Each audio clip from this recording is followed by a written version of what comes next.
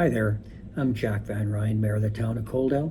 I will be giving you a council brief regarding our regular council meeting that was held October 28th, 2024.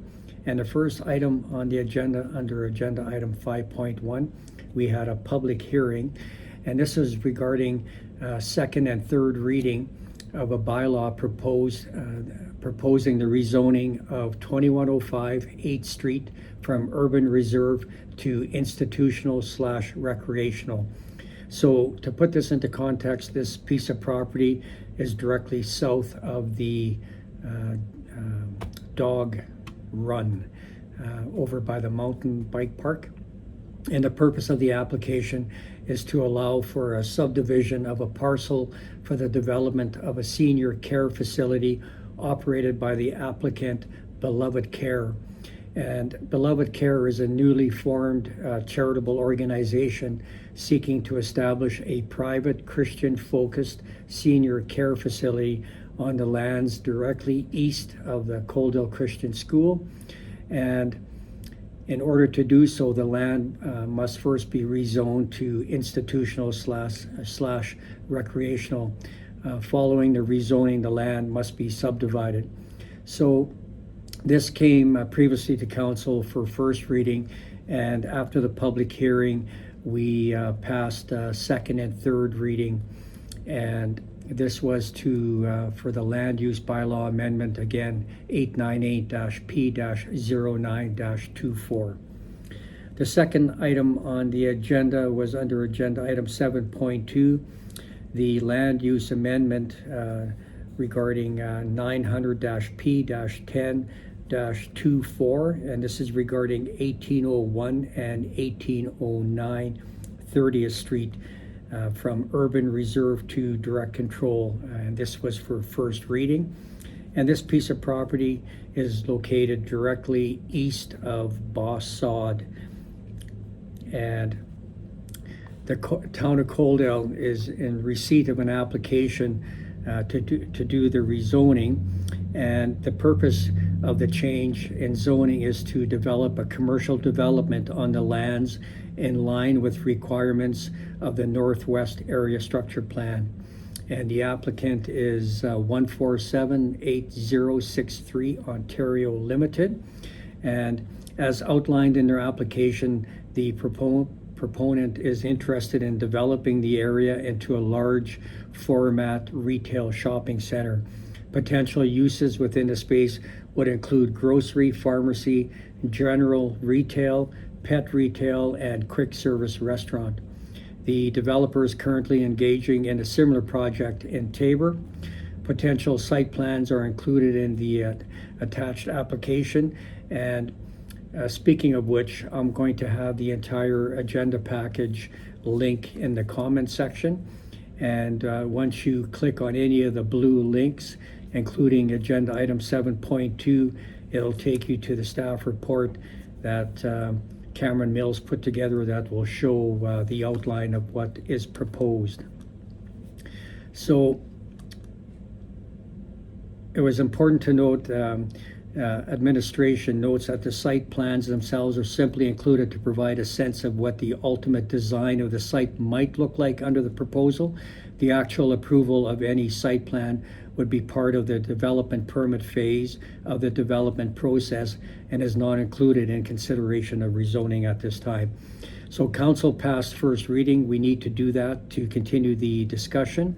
And now there'll be a formal public hearing advertised where any neighboring property owners within 60 meters would be notified, and the public hearing would be open to the general public. It'll be well advertised. So if anybody has any interest in this application, or if they want to speak in favor of it or against it, that will be the time for them to be in attendance. And that'll be coming up at a future council meeting. And again, that will be well advertised. So the next item that came up was a land use bylaw amendment for the Malloy Landing residential R2 overlay plan. And this again was regarding a first reading. And this was in regards to bylaw amendment 90 3-P-10-24. And this was to establish an overlay plan for the regulation of multi-family development that will be specifically limited to the boundaries of the Northwest Area Structure Plan as established by the Land Use Bylaw Amendment and the amendments hereafter. So the Reader's Digest version is that the developer of the Malloy Landing subdivision is preparing to move forward with the multifamily portion of the first phase of the development, and that is taking place on the west end of 16th Ave, right by the new Shift multi-use rec center and the school. And prior to doing so, the developer is requesting alterations, I should say, to the regulations within the residential multifamily R2 zoning to allow for development to more closely align the expectations from major multifamily builders in the region. So specifically, the developer is requesting the establishment of a unique set of rules for that area over and above those rules currently established within the R2 zoning, which would apply only within Malloy Landing, similar in nature to the downtown overlay, which provides for the unique regulations within the commercial C1 zoning specific to properties located only in downtown Coldell. So this is a one-off that the developers have asked for Malloy Landing. And again, to keep the discussion going, we have to pass first reading, and then there'll be a public hearing coming up in the near future where again, neighboring property owners, interested parties are encouraged to attend, and they will be able to speak in favor or against the application. And what they're looking to do is to put in some duplexes and threeplexes, and they showed us again some examples of what they would look like. And again, I'll have that in the as part of the agenda package that I'll have in a comment section. Again, I encourage you to click on the staff reports because they go way more in depth in this council brief that I'm doing right now. So then, after that, under agenda item 7.4, we had to do an amendment to something that was previously passed, and that was regarding an amendment to the Assessment Review Board bylaw. And we had our municipal clerk, Lana Anthony, present. And we dealt with this on October the 7th, but we had to make one minor tweak to it. And the previous Assessment Review Board bylaws were rescinded, like I just said at the last meeting. But bylaw 818-AP-06-21 was inadvertently omitted. So the amending bylaw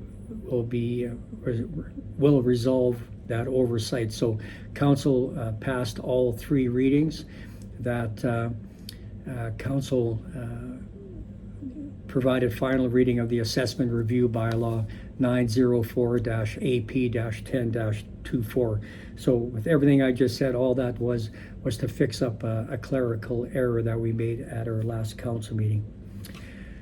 And then we had, under departmental reports, agenda item 9.1, one of my favorite staff reports put together is when our department heads put together a PowerPoint presentation on what's taking place in the town of Coaldale. And to say we have many irons in the fire would be an understatement. Like, we are extremely busy, and we're very, very fortunate that we have a very competent staff that can keep all these irons in the fire focused. So we had Dustin Yankee, our Director of Infrastructure, give a report on our infrastructure department project updates.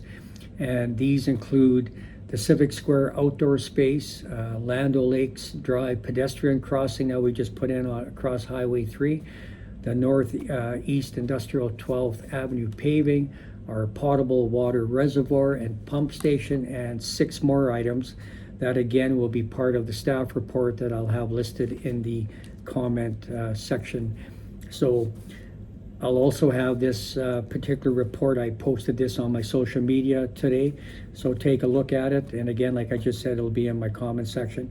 And it's important that our residents take a look at what's taking place in the town, because our council was quite adamant that we're going to be extremely transparent and have everything well advertised, well shown, either on our websites or social media platforms, so that our citizens, our residents can stay informed.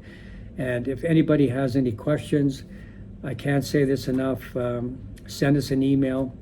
I'll have my personal contact information at the end of this video, my cell number and my email address. Either give me a call, email me, or better yet, come and see me at the office, stop me on the street, we can go for a coffee, we can have a discussion. And the same goes for all the other members of council. We are all very approachable. So please reach out if you feel the need to. And other than that, we had some information items. We had some minutes from different committees that we have council representation on, and you can follow through with those as well as part of the agenda package. And that was it for the open portion. Right after we finished our regular council meeting, we had something that we need to do yearly, and that was our organizational council meeting.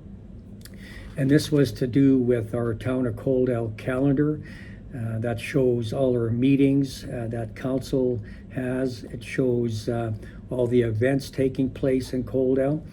And I'll have that again in the comment section. So if you want to know what council's up to and what events are coming up, please take a look at our Town of Coaldale 2025 calendar. We also went through the council appointments, committees and boards that members of council are part of, and basically everybody is staying on the committees they were on before. There was a couple of changes, and you'll see that. I'll have those when they're available. I'll post those on my social media platform and also in the comment section of this video, so you can figure out who from council is on what committee. And then a big one that came out of all of that is the fact that all our committees cannot run without citizen participation.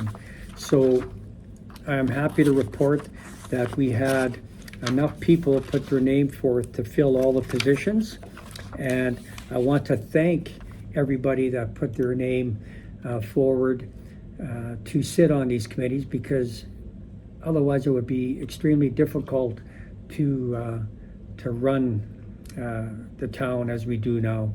So I cannot say enough how appreciative council is of the citizens that put their names forward.